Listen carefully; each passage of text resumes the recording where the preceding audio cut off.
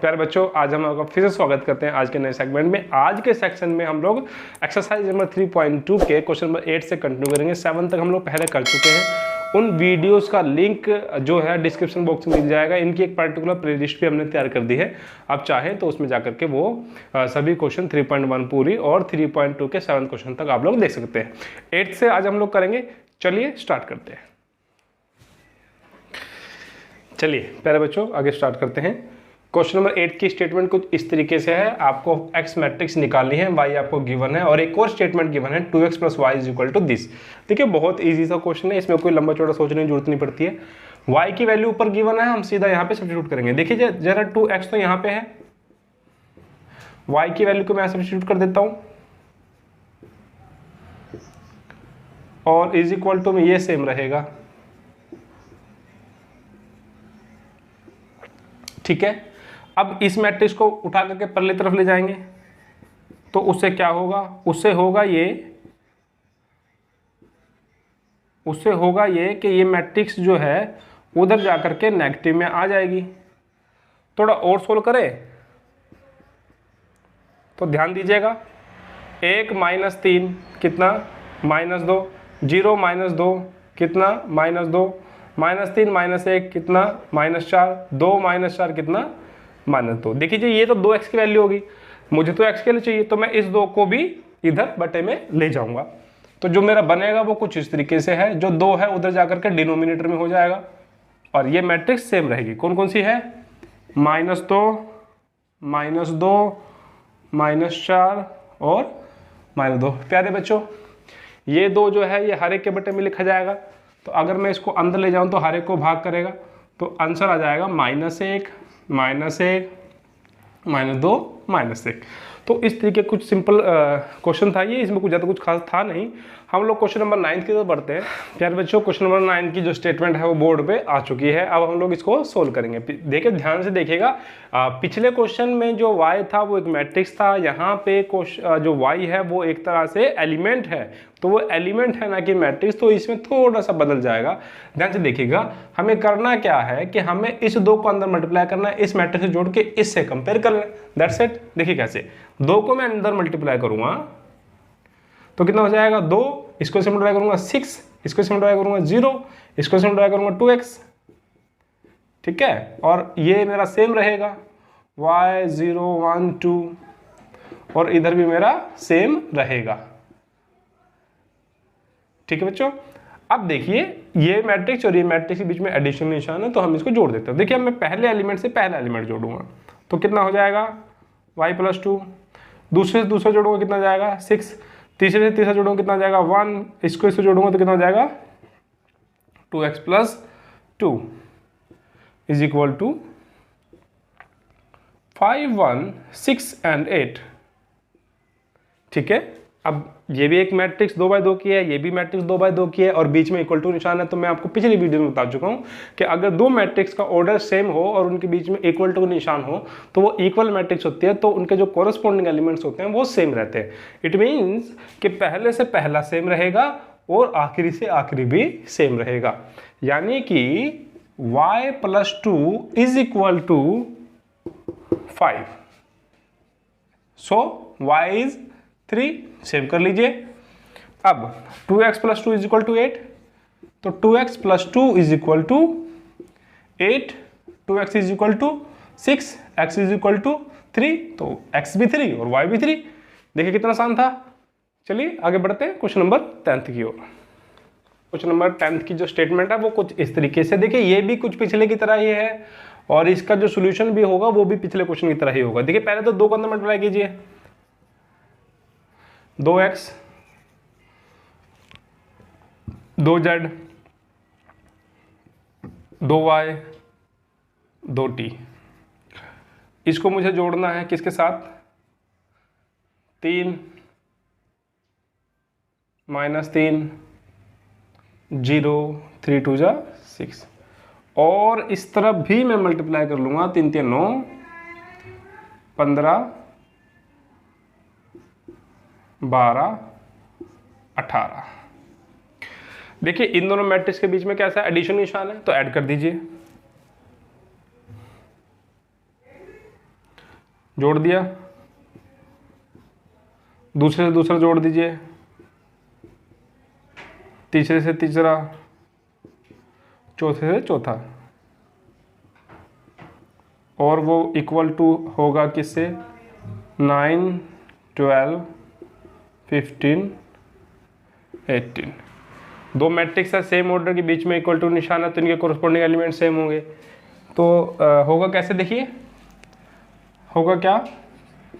2x plus 3 is equal to 9। 2x plus 3 is equal to 9। तो 2x is equal to 6, ये 3 हो जाएगा, घट जाएगा ना, तो x is equal to 3। Save कर लीजिए। अगला देखिए 2z minus 3 is equal to 15। 3 हो जाएगा, क्या हो जाएगा? ऐड हो जाएगा, 15 और 3 कितना हो जाएगा? 18। तो z कितना हो जाएगा? 9। z की वैल्यू भी आ गई। ध्यान से देखिए 2y इज इक्वल टू 12। तो 2y इज इक्वल टू 12, तो y is equal to 6। y की वैल्यू भी आ गई। और अगर t की बात करूं तो 2t plus 6 is equal to 12, 2t is equal to 6, t is equal to 3। तो जो मेरा फाइनल सॉल्यूशन कुछ इस तरीके से है कि x की वैल्यू है 3 और z की वैल्यू है 9, y की वैल्यू है 6 और t की वैल्यू है 3। उम्मीद है कि आपको ये क्वेश्चन समझ में आ गया होगा। अब हम लोग अगले क्वेश्चन की तरफ बढ़ रहे हैं, क्वेश्चन नंबर 11। और जो स्टेटमेंट है वो कुछ इस तरीके से है।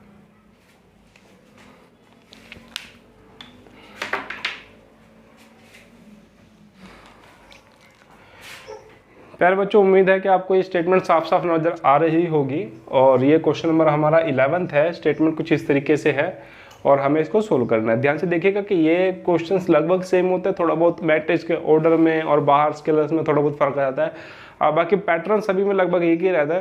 तो अगर आप में थोड़ी सी मेहनत करेंगे, मुझे यकीन है कि आप सभी क्वेश्चन ईजिली निकाल पाएंगे और बहुत स्पीड से निकाल पाएंगे। बस आपको थोड़ी सी एफर्ट्स की और मेहनत की जरूरत है। ठीक है, स्टार्ट करते हैं। इस x को देखिए अंदर गुणा कीजिए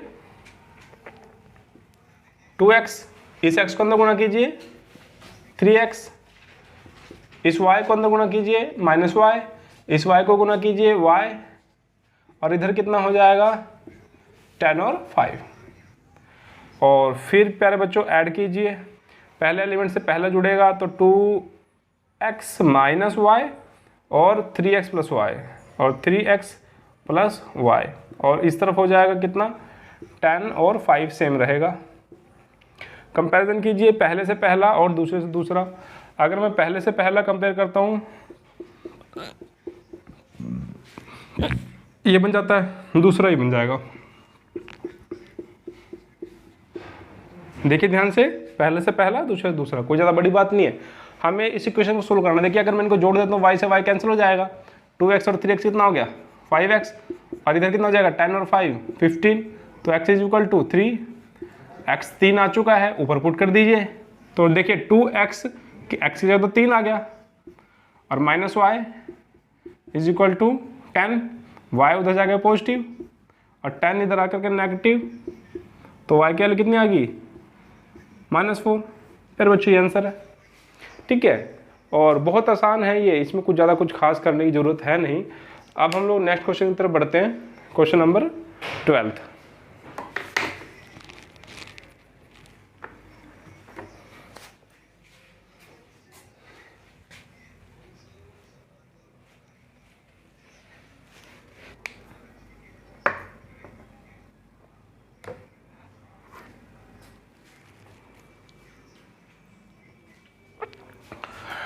चलिए दोस्तों, क्वेश्चन नंबर 12 की स्टेटमेंट हमने उतार ली है। अब हम लोग इसको सोल्व करेंगे। तो पिछली बार कुछ सीन ऐसा, कुछ सीन इधर दिखता था, इधर अकेला होता था। इस बार इधर अकेली एक मैट्रिक्स है, उधर ऐसी दो मैट्रिक्स जोड़ आ गया, तो उससे कुछ ज़्यादा कुछ खास फर्क पड़ता नहीं है। हम लोग मल्टीप्लाई करते हैं। देखिए कैसे सोल्यूशन कैसे होगा इसका। हमेशा की तरह 3 या जो भी स्केलर होगा उसको अंदर मल्टीप्लाई कर देंगे।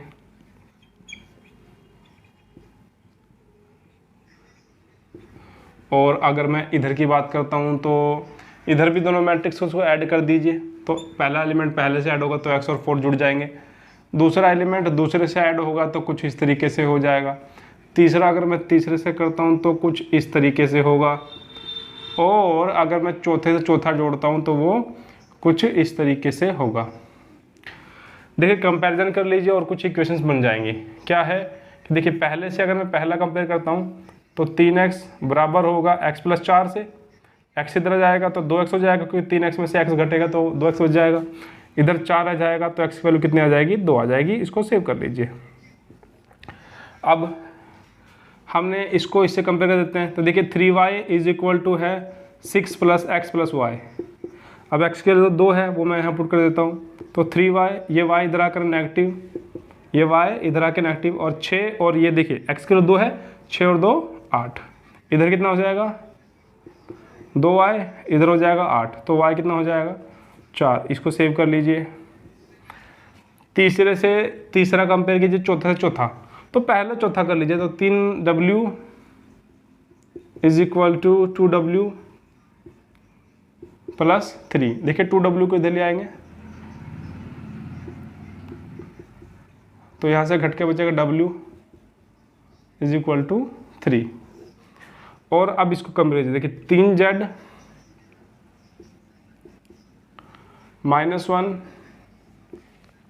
Plus z plus w। देखिए w की वैल्यू 3 है वो मैं यहाँ पुट कर देता हूँ, ये z इधर आके सब्सट्रैक्ट हो जाएगा, -1 बचेगा, और w की जगह मैं 3 रख दूंगा, तो यहाँ से कितना हो जाएगा 2z, और यहाँ से कितना हो जाएगा 2, तो z कितना आ गया 1। तो इस तरीके से हम लोग x, y, w और z चारों की वैल्यू हम लोग निकाल सकते हैं। ठीक है, तो इसी तरीके से हम लोग सोल्व करते चले जाएंगे। 12th हो चुका है, अब क्वेश्चन नंबर 13 करते हैं।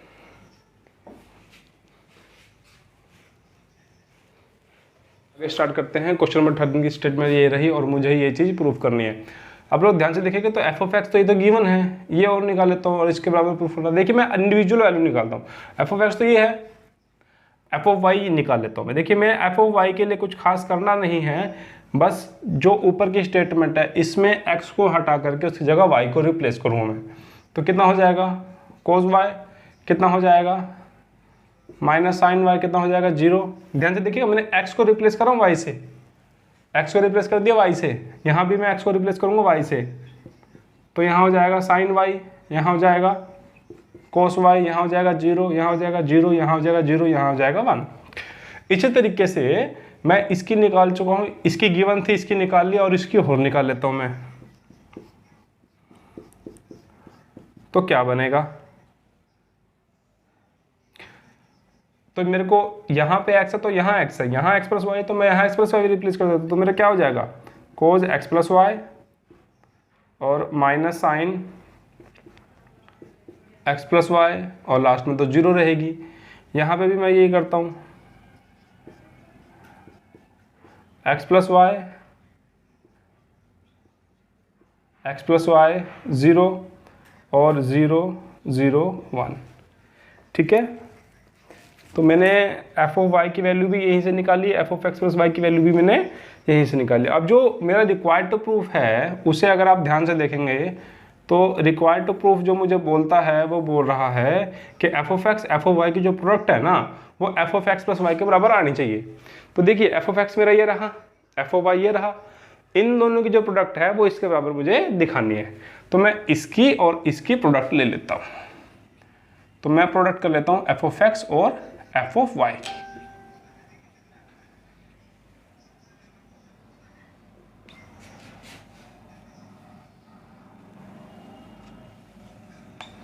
उम्मीद है कि आपको ये नजर आ रहा होगा। तो एफ ऑफ एक्स की वैल्यू लिखिए क्या है, cos x minus sign x 0 sin x cos x 0 0 0 1। और एफ ऑफ वाई की वैल्यू कितनी है cos y sin y 0 sin y cos y 0 0 0 1। अब मुझे इन दोनों के प्रोडक्ट को ये दिखाना है। समझ गए? इन दोनों प्रोडक्ट को देखिए, प्रोडक्ट कैसे करते हैं, हमेशा की तरह एक निशान ऐसे में लगा लेते हैं, एक निशान ऐसे लगा देते हैं। तो मैं कैसे करूंगा, फर्स्ट से फर्स्ट मल्टीप्लाई करूंगा। देखिए पहली उंगली और यहाँ पे यहाँ रख लीजिए, तो कोज एक्स कोज वाई, तो क्या हो जाएगा कोज एक्स कोज वाई। फिर थोड़ा आगे बढ़ेंगे, यहाँ से यहाँ, यहाँ माइनस का साइन एक्स साइन वाई।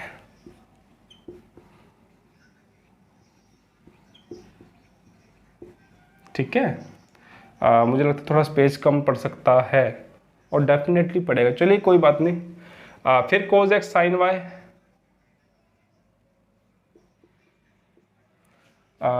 पढ़ ही जाएगा, तो थोड़ा सा शिफ्ट करते हैं इसको।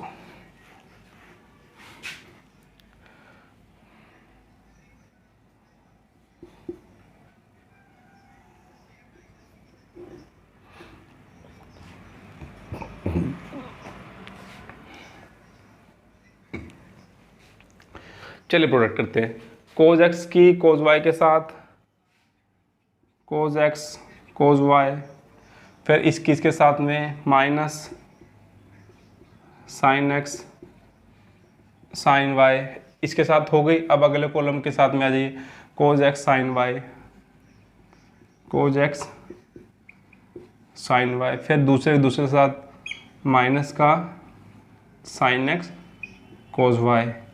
और अगर मैं इसको सके जीरो, फिर ये जीरो, फिर ये जीरो, तो लास्ट है हमारा जीरो। ठीक है, अब इस रो को तो आपने पहले इससे किया और इससे किया। अब मैं सेकंड रो को इससे और इससे मल्टीप्लाई करूँ। देखिए साइन एक्स कोज वाई क्या हो जाएगा, साइन एक्स कोज वाई, फिर साइन एक्स कोज वाई हो गया, फिर plus cos x sign Y, plus cos x sign Y. ठीक है, अब मैं इसको इससे करूँगा तो कितना हो जाएगा, साइन एक्स साइन वाई हो जाएगा, साइन एक्स साइन वाई, और फिर कोज एक्स कोज वाई, कोज एक्स कोज वाई, और फिर मैं लास्ट में करूँगा तो फिर से वही, ये जीरो, फिर ये जीरो, फिर ये जीरो, इसको इसमें लगा जीरो, इसको इसमें लगा जीरो, इसको इसमें लगा 1 आ जाएगा। तो ये भी हो गया जीरो, यहाँ हो गया जीरो, यहाँ हो गया 1, यहाँ पे हो जाएगा मेरा 1। प्यारे बच्चों, ये स्टेटमेंट आ गई हमारी, cos x cos y minus sign x sign y क्या होता है, कोज एक्स प्लस वाई। क्या मुझे यही प्रूफ नहीं करना था? ध्यान से देखिए, cos x sign y minus sign x cos y क्या होता है, minus sign x plus y. कितना होता है, minus sign x plus y. इसमें से अगर मैं नेगेटिव कॉमन ले लेता हूँ तो minus sign x plus y, last zero है। ये देखिए sin x cos y plus cos x sign y, sin x plus y. देखिए ये मैट्रिक्स तो फिर यही है ना, ये मैट्रिक्स तो यही है। इसका मतलब ये अपने आप में कौन है, ये है f of x plus y. ये तो आपका राइट हैंड साइड आ गया। अगर आप इसका लेफ्ट हैंड साइड देखें, लेफ्ट साइड क्या थी, ये थी। लेफ्ट हैंड साइड में क्या है, एफ ऑफ एक्स है और एफ ऑफ वाई था, और मुझे यही प्रूफ करना था। तो ध्यान से देखेंगे तो फिर जब हम इसको मल्टीप्लाई करेंगे तो ये मैट्रिक्स आती है, और ये मैट्रिक्स यही है जो हमारी f of x plus y थी। उम्मीद है आपको ये भी क्वेश्चन समझ में आ गया होगा। अब हम